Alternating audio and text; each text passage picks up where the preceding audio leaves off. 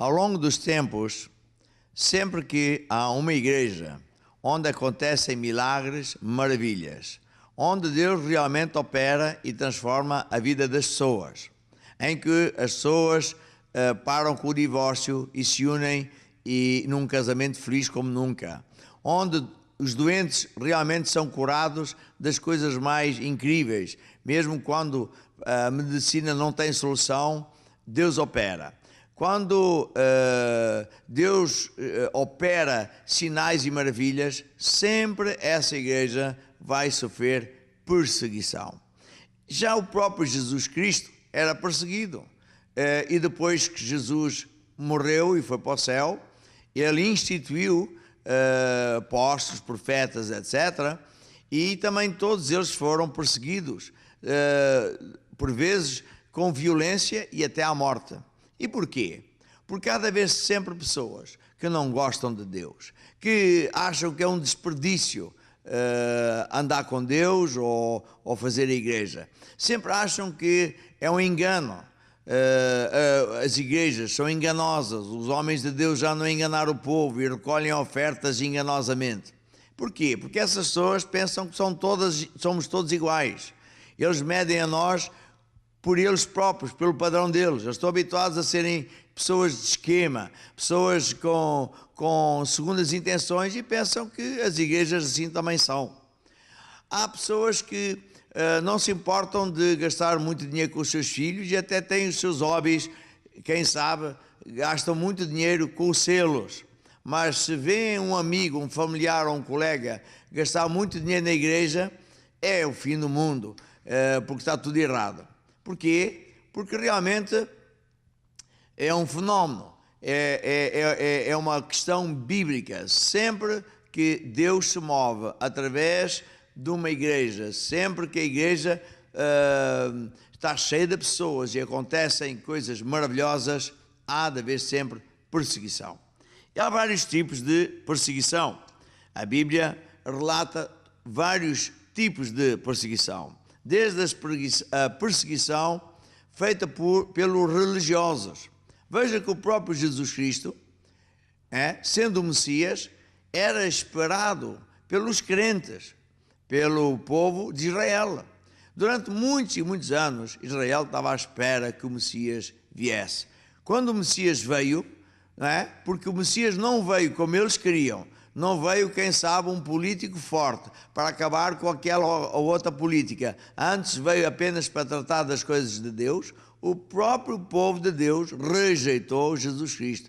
E foram os líderes principais judeus que mandaram matar Jesus. Veja só como isso era.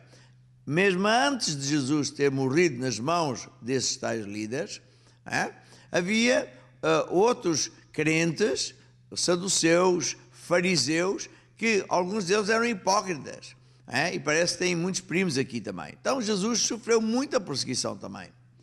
E depois que Jesus foi embora, por exemplo, Atos dos Apóstolos fala que havia um homem, Saulo, e Saulo era um político, e ele fez não pouca perseguição.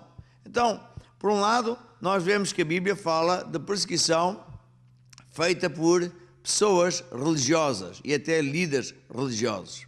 E outras vezes a perseguição é feita por agentes do poder instituído. São pessoas que ocupam cargos de autoridade no governo, numa Câmara Municipal, numa polícia, numa GNR, seja onde for, e abusivamente usam do seu cargo para infligir danos nas igrejas, só porque eles não gostam da igreja.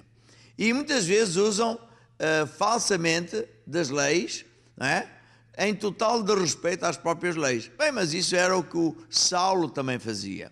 Saulo era um político muito proeminente e ele ia inclusive aos tribunais para ir buscar cartas para mandar prender os verdadeiros crentes e mandar matar os crentes. Assim era o que se acontecia naqueles dias. E hoje não é muito diferente. Hoje nós assistimos em Portugal a pessoas que ocupam cargos políticos de câmaras municipais e até de juízes que não têm vergonha de manipular as leis, não é? Para afligir, para tentar fechar igrejas, quando a todo o tempo a própria lei os proíbe de cometer tais crimes. Portanto, nós não nos devemos admirar que assim seja. E a Igreja Maná tem sido vítima de perseguição ao longo desses anos, precisamente por causa disso. E muitas vezes é engraçado que quando Deus opera mais, é quanto mais eles fazem mal a nós. E é tão engraçado, que é uma maldade terrível, que em pleno tempo atual, de uma crise como nunca se viu, em que muita gente tem que emigrar, muitos professores das escolas e engenheiros e médicos que trabalhavam para o governo não têm mais salário, têm que ir procurar emprego lá fora. Quando muitas empresas despedem cada vez mais pessoas, a Igreja Maná consegue ajudar essas pessoas que perderam o emprego. Entre os irmãos, os membros da igreja, nós nos ajudamos uns aos outros, damos assistência não só espiritual, mas também material a essas famílias. Pois há de haver sempre pessoas que nos querem mal, que não olham a meios, que não querem saber dos outros para nada e só pensam em fazer mal àqueles que acreditam em Deus. E, portanto, não nos devemos admirar disso. E, por último, há também aquela perseguição que tem motivos comerciais. Já no tempo da Bíblia, quando depois Saulo se converteu e deixou de ser um grande perseguidor e se transformou no apóstolo mais proeminente do Novo Testamento, Saulo pregava com ousadia o Evangelho e, a dadas por três, estava numa região onde havia o culto a Diana. E nessa região, os oríveses, os comerciantes, faziam estátuas de Diana. Não é que esses comerciantes acreditavam na deusa Diana, não tem nada a ver. Eles acreditavam no dinheiro que eles faziam ao vender as estatuetas. E hoje é a mesma coisa. Muita gente que se diz católico, na verdade, faz perseguição à Igreja Maná, porque nós pregamos o Evangelho, nomeadamente os 10 mandamentos, e dizemos que é abominação para Deus quando uma pessoa se vira para os ídolos, faz estátuas da Virgem Maria, dos santos e tudo isso, quando Deus expressamente proíbe no primeiro dos 10 mandamentos e depois noutras partes da Bíblia, e adverte que quem andar nesses caminhos sempre vai ter problemas gravíssimos. Pois essas próprias pessoas que são comerciantes não querem saber do bem-estar de ninguém, querem saber do seu comércio, do seu dinheiro. E, portanto, muitas vezes assistimos que são essas pessoas que tentam fechar as portas das igrejas. Porquê? Perdão? Meramente por interesses comerciantes.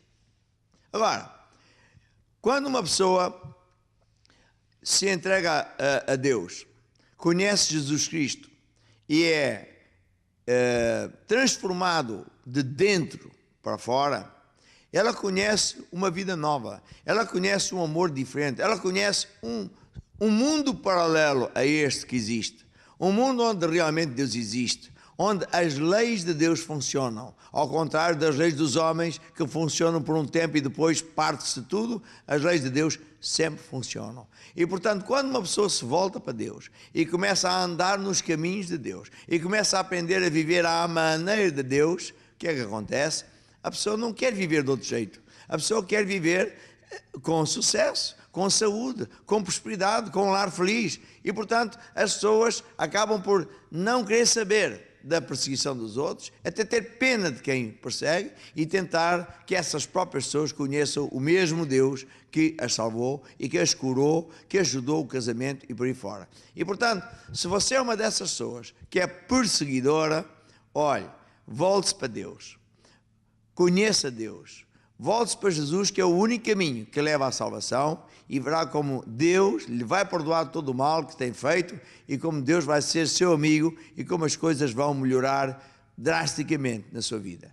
Se você já é um crente e tem sofrido de perseguição, é como a Bíblia diz: não estranheis a ardente prova que vem sobre vós, como se coisa estranha fosse.